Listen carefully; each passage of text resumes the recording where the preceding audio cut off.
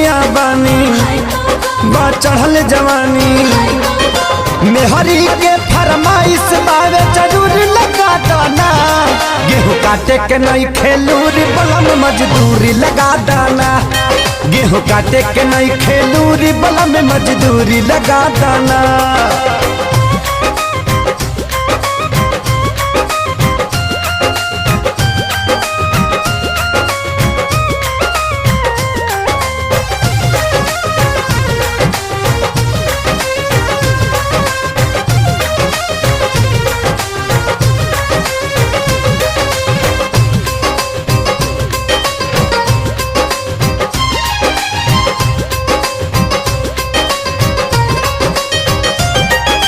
केहू कटनी राजा करता अपन गेहूँ खेत में झरता।